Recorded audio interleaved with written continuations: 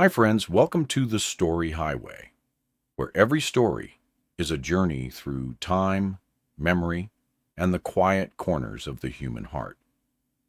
Today's story is about loneliness, second chances, and how sometimes the people we least expect can heal the parts of us we've forgotten. This is The Last Bench in the Park. There was a small city park at the edge of Brookhaven. Nothing grand, just a patch of green, surrounded by old oaks and a lake that mirrored the evening sky. On its far side stood a weathered wooden bench, painted green, but chipped by years of rain, sun, and stories. Every morning, as the city woke up, Thomas Blake, a retired history teacher in his 70s, walked to that bench with a newspaper and a flask of coffee.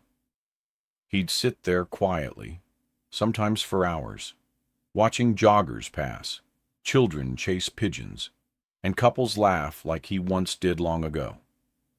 His wife, Margaret, had passed away 5 years ago, and though the world kept moving, Thomas's heart stayed paused at the moment she left.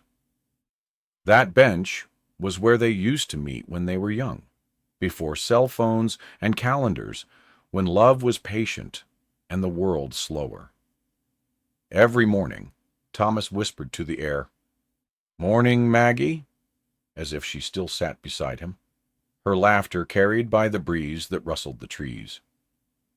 One rainy afternoon, as he was packing up to leave, Thomas noticed a young woman sitting at the far end of the bench, drenched and crying quietly. He hesitated, but then offered his umbrella. "Seems like the sky's feeling what you're feeling," he said with a gentle smile. The woman laughed softly through her tears and introduced herself as Emily Carter, a painter who'd just lost her job and fiancé in the same week. Something about the old man's kindness felt like sunlight breaking through clouds. She started visiting the park more often, sometimes sitting with him, sometimes sketching silently as he read. Over weeks, their unlikely friendship blossomed. She called him Mr. B, and he called her Kiddo. He'd tell her stories from his teaching days about ancient heroes and forgotten wars, and she'd show him sketches of the lake, the trees, and sometimes of him always smiling. One day, Thomas confided something he hadn't told anyone. He was slowly losing his eyesight. "Doctors say it'll fade completely in a year or two," he said quietly, staring at the shimmering lake. "But I'm not scared. I just wish I could see the park one last time, the way Maggie and I used to." Emily didn't respond then, but that evening, she went home and began painting the park exactly as he described it, with every detail. The swans in the lake, the morning light on the bench, and the ghostly outline of a woman sitting beside him, smiling. It took her months, working after night shifts and part-time gigs, but she finished it a masterpiece of memory and love. On Thomas's 71st birthday, she brought the painting to the park.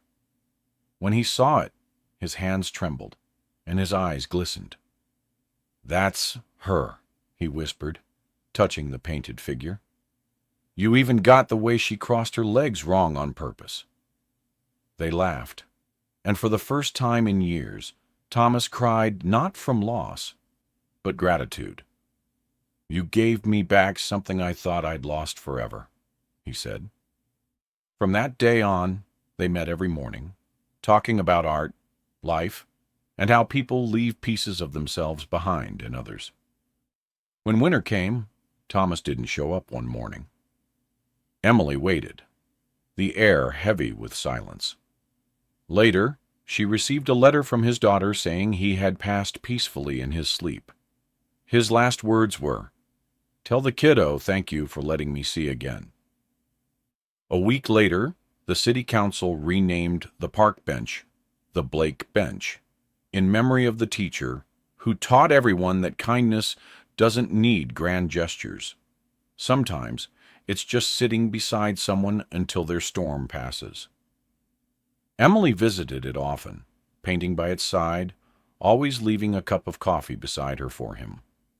Years later, when Emily's art gained fame, her most beloved painting, The Last Bench in the Park, was displayed in a New York gallery.